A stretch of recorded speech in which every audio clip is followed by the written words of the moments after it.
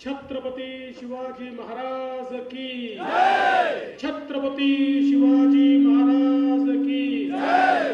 धर्मवीर छत्रपती संभाजी महाराज की जय। धर्मवीर छत्रपती संभाजी महाराज की जय। जय भवानी जय शिवाजी, जय भवानी जय शिवाजी, जय जय जय जय जय भवानी जय जय जय जय जय शिवाजी, जय जय जय जय जय शिवाजी जय जय जय जय जय भवानी। हर हर महादेव, हर हर महादेव, जय श्रीराम जय श्रीराम, जय जय श्रीराम। जय श्रीराम।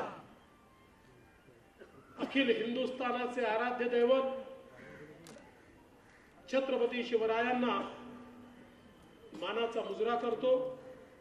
अमृत नोनी आर्थो प्लस, ये एक प्रूवन फॉर्मूला है। इसमें मौजूद नोनी फल के गुण और आयुर्वेदिक जड़ी बूटियां शरीर को जरूरी पोषक तत्व देने के साथ साथ हड्डियों और जोड़ों के घिसने, उनमें होने वाले सूजन और दर्द को रोकने में मदद करता है। दर्द मुक्त जीवन के लिए अमृत नोनी ऑर्थो प्लस।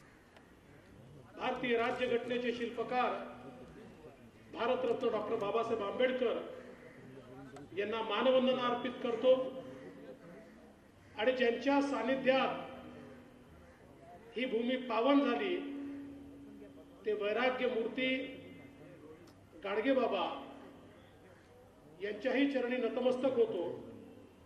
आज माझ्याकरता देखील अतिशय सौभाग्याचा दिवस आहे। आज पूनमताईंनी मला हा भाग्याचा दिवस दाखवला की प्रत्यक्ष आमचे आराध्य दैवत छत्रपती शिवरायांच्या पहिल्या मुंबईतल्या मंदिराचं उद्घाटन करण्याची संधी आणि त्यांच्या चरणी नतमस्तक होण्याची संधी मला मिळाली आणि म्हणून सर्वप्रथम पूनमताई महाजन यांचे मी मनापासून आभार मानतो। आज या कार्यक्रमामध्ये त्यांच्या समवेत उपस्थित आपले मुंबईचे अध्यक्ष आमदार आशिष शेलारजी, आमचे सहकारी आमदार पराग अळवणीजी, या ठिकाणी उपस्थित श्री ज्ञानदेव चौधरीजी, सुषम सावंतजी, आमचे अनिल गलगलीजी, प्रकाश चौधरीजी आणि उपस्थित सर्व माता भगिनी आणि बंधूंनो, आज खरोखर हा सौभाग्याचा दिवस आहे। 19 तारखेला शिवजयंतीच्या निमित्ताने आम्ही आग्र्याला गेलो होतो। माननीय मुख्यमंत्री होते, मी होतो, सुधीर भाऊ होते आणि आग्र्याला त्या किल्ल्यात गेल्यानंतर अक्षरशः आमच्या अंगावर रोमांच उभे राहिले। तिथे गेल्यानंतर आजही त्या किल्ल्याची प्रत्येक भिंत छत्रपतींचा बाणेदारपणा वर्णन करत होती आणि ज्या प्रकारे त्या काळच्या अखिल हिंदुस्थानच्या बादशहाला छत्रपतींनी थेट सुनावलं आणि हा राजा झुकणार नाही, हा राजा दबणार नाही, अशा प्रकारची जी गर्जना त्यांनी त्या ठिकाणी केली आणि त्यानंतर त्यांना नजरकैदेत ठेवल्यानंतर ज्या प्रकारे आपल्या मुत्सद्दीपणाचा उपयोग करून त्यातनं ते निसटले आणि पुन्हा स्वराज्याची स्थापना केली। मला असं वाटतं की तिथे गेल्यानंतर जो अनुभव आणि जी अनुभूती मला झाली, पूनमताई तोच अनुभव आणि तीच अनुभूती आज या मंदिरामध्ये आल्यानंतर मला झाली। कारण आमच्याकरता छत्रपती शिवराय हे आमचं दैवतच आहे। छत्रपती शिवराय नसते तर आज आपण कोणीही या ठिकाणी बसलेलो नसतो। ज्या स्वतंत्र हिंदुस्थानात आपण देव देश आणि धर्माकरता काम करतोय, ज्या स्वतंत्र हिंदुस्थानामध्ये माननीय मोदीजींच्या नेतृत्वात विकसित भारताची संकल्पना रचण्यात आली आणि त्या विकसित भारतामध्ये सांस्कृतिक पुनरुत्थानाच्या तहत प्रभू श्री रामललांचं मंदिर अयोध्येमध्ये आपण पाहू शकलो, त्याची मुहूर्तमेढ कोणी केली असेल तर ती छत्रपती शिवरायांनी केली आहे, हे देखील आपण लक्षात घेतलं पाहिजे। ज्या काळामध्ये या भारतातले अनेक राजे आणि राजवाडे मुघलांचं मंडलिक म्हणून काम करण्यात धन्यता मानत होते, लढण्याची क्षमता संपली होती, विजिगीषू वृत्ती संपली होती, आत्माभिमान संपलेला होता, अशा काळामध्ये आई जिजाऊंनी बाळ शिवरायांना सांगितलं, आपल्याला गुलाम म्हणून जगायचं नाहीये, तुझा जन्म शिवराया या ठिकाणी गुलाम म्हणून जगण्याकरता झालेला नाहीये. अरे आजूबाजूला पहा, या हिंदुस्थानावर काय संकट आलंय, कशा प्रकारे देव देश आणि धर्माची विटंबना चालली आहे, कशा प्रकारे आपल्या आया बहिणींवर अत्याचार होत आहेत, कशा प्रकारे रोज आपल्याला चिरडलं जात आहे, कशा प्रकारे आपला स्वाभिमान आणि आत्माभिमान हा पूर्णपणे त्या ठिकाणी चिरडला जातोय, याच्या विरुद्ध तुला लढावंच लागेल. आणि हे जे काही विचार होते त्या विचारांचं रोपण, त्या शौर्याचं रोपण, त्या आत्माभिमान आणि आत्मतेजाचं रोपण आई जिजाऊंनी छत्रपती शिवरायांमध्ये केलं. आणि त्यातनं तेजस्वी असे छत्रपती शिवराय आई जगदंबेचा आशीर्वाद घेऊन, आई भवानीचा आशीर्वाद घेऊन आणि त्या ठिकाणी प्रत्यक्ष शिवशंभूंचा आशीर्वाद घेऊन छत्रपती शिवराय खऱ्या अर्थानं मैदानात उतरले. आणि शिवाजी महाराजांना आपण युगपुरुष का म्हणतो? युगपुरुष तो असतो जो युग प्रवर्तन करतो, जो युग बदलतो आणि युग बदलताना जो खऱ्या अर्थानं संपूर्ण मानव समाजाला एक वेगळी दिशा देतो. आपल्याला माहिती आहे, प्रभू श्रीराम हे तर देव होते असं आपण मानतो, ते देव होतेच. त्यांनी जर मनात आणलं असतं तर ते एकटे रावणाचा निपात करू शकले असते. पण प्रभू श्रीरामांना माहिती होतं, मी जर एकट्याने रावणाचा निपात केला आणि मानव जातीमध्ये जर मी शौर्याचं रोपण केलं नाही, अन्यायाच्या विरुद्ध लढण्याचं रोपण केलं नाही, तर दुसरा कोणीतरी रावण तयार होईल. आणि म्हणून छोट्या छोट्या वानरांना, छोट्या छोट्या लोकांना, छोट्या छोट्या समूहांना एकत्रित करून त्यांच्यामध्ये विजिगीषू वृत्तीचं रोपण करून प्रभू श्रीरामांनी रावणावर विजय मिळवला. आणि म्हणून त्याच्यानंतर हजारो वर्ष कोणीही रावण तयार झाला नाही, कोणीही आपल्याला गुलामगिरीत टाकू शकलं नाही. आणि म्हणून प्रभू श्रीरामांना आपण युगपुरुष म्हणतो. तसेच युगपुरुष आमचे छत्रपती शिवराय होते. शिवरायांनी 18 पगड जातीच्या लोकांना एकत्रित केलं. ज्यांचा क्षात्र धर्म नव्हता, ज्यांनी क्षात्र तेज कधी बघितलं नव्हतं, छोटं छोटं काम करणारे, कधी शेती करणारे, कोणी लोहार, कोणी सुतार, कोणी चांभार, 12 बलुतेदार असतील, अलुतेदार असतील, छोटे छोटे काम करणारे सगळे मावळे त्या ठिकाणी त्यांनी एकत्रित केले.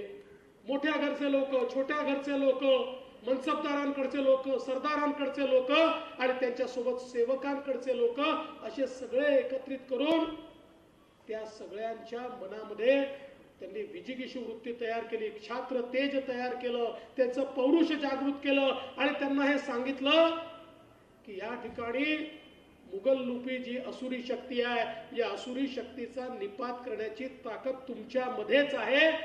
आणि ते जे प्रेम होतं, तो जो त्याग होता, ते जे क्षात्र तेज होतं, या तेजामुळे ही मावळ्यांची फौज तयार झाली. खरं म्हणजे या ठिकाणी औरंगजेबाला नेहमी हा प्रश्न पडायचा की मुठभर मावळे आमच्या लाखा लाखाच्या फौजांना कशा प्रकारे या ठिकाणी पराजित करतात. औरंगजेबाची फौज मोठी होती, त्याच्यामध्ये अफगाणिस्तान, उझबेकिस्तान, कझाकिस्तान, तुर्कस्तान, इतर सगळे मोठे मोठे सेनानी, सरदार, मनसबदार, हत्ती, घोडे मोठ्या प्रमाणात पैसे देऊन, वेतन देऊन त्यांना आणलं जायचं. आणि अर्धपोटी जेवणारे, एक वेळ जेवणारे, गरिबीत राहणारे आमचे मावळे त्यांच्यावर जेव्हा तुटून पडायचे, आमचे 5000 मावळे देखील लाखाच्या फौजेला पराजित करायचे. ही ताकद त्या मावळ्यांमध्ये छत्रपती शिवरायांनी आणली.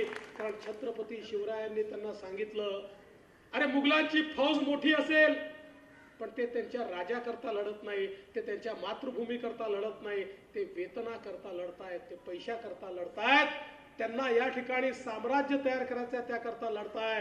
तुम्ही माझ्याकरता लढत नाहीये, मला राजा बनवण्याकरता लढत नाहीये, तुम्ही देव देश आणि धर्माकरता लढताय, तुम्ही एका विचाराकरता लढताय. आणि त्यामुळे तुमचं तेज वेगळं आहे आणि हीच भावना घेऊन छत्रपतींच्या नेतृत्वात एकेका सेनापतींनी सरसेनापतींनी एकेका मावळ्याने केलेला संघर्ष हा आपण बघितला आणि स्वराज्याची स्थापना छत्रपती शिवरायांनी केली. मला या ठिकाणी सांगितलं पाहिजे, परवा माननीय प्रधानमंत्री मोदीजी भाषण करताना म्हणाले आमचा आदर्श छत्रपती शिवाजी महाराज आहे. त्यांनी सांगितलं की आम्ही तिसऱ्यांदा सरकार स्थापन करणार, पण सरकार स्थापन करताना आमचा आदर्श छत्रपती शिवाजी महाराज आहेत.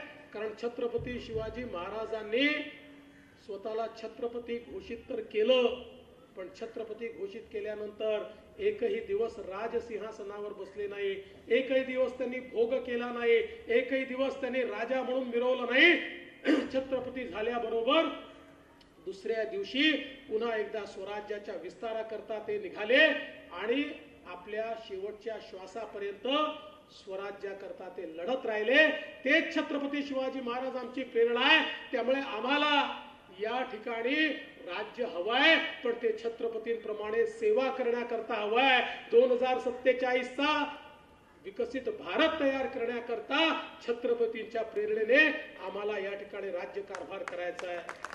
मला असं वाटतं छत्रपती याकरता तर महत्वाचे आहेतच की पहिलं स्वराज्य त्यांनी स्थापन केलं, पण याही करता महत्वाचे आहे की त्यांचे जे जे गुण पूनमताईंनी या ठिकाणी सांगितले.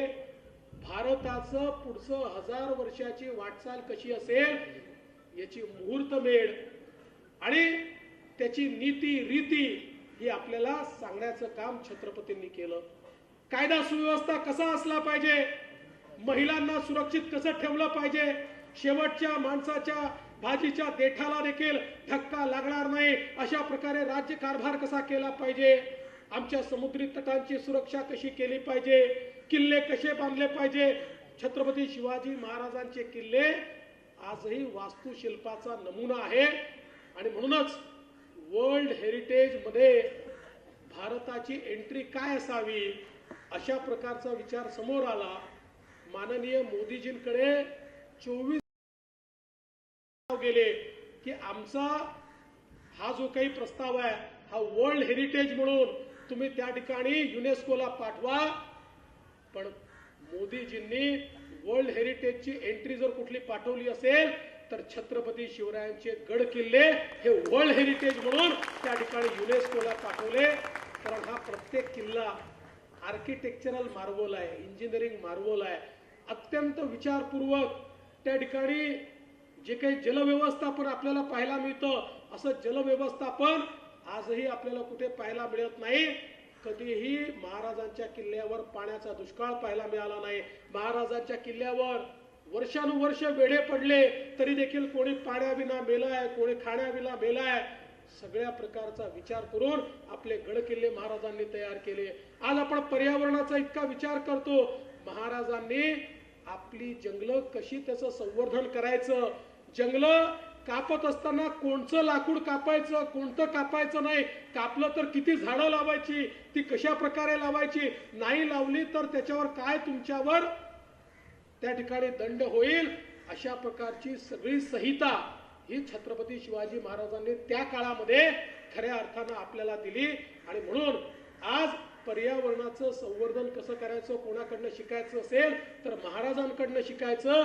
किंवा राज्य चालवण्याकरता पैसा लागतो, तो पैसा सर्वसामान्यांकडनं न घेता तो कोणी कोणी द्यायचा, तो कसा द्यायचा, तो किती द्यायचा, या संदर्भातले जे त्यांनी वास्तुपाठ दिले आहेत, मला असं वाटतं की आजचे अर्थतज्ञ देखील तोंडात बोट घालतील अशा प्रकारे राज्य चालवण्याचं एक तंत्र हे छत्रपती शिवरायांनी आपल्याला सांगितलं आहे. त्यामुळे हा केवळ राजा नव्हता, हा संपूर्ण राजा होता. संपूर्ण राजा. एकही गुण आपल्याला असा दिसत नाही की ज्याचा अभाव छत्रपती शिवरायांमध्ये आहे. आणि म्हणूनच आज आपण पाहतोय त्यांची युद्धनीती असेल, त्यांची राजनीती असेल, त्यांची अर्थनीती असेल, त्यांच्या प्रत्येक नीतीवर जगभरात अभ्यास केला जातो आणि जगभरातले अभ्यासक त्याच्यावर आज PhD करतात, त्याच्यावर थिसिस लिहितात.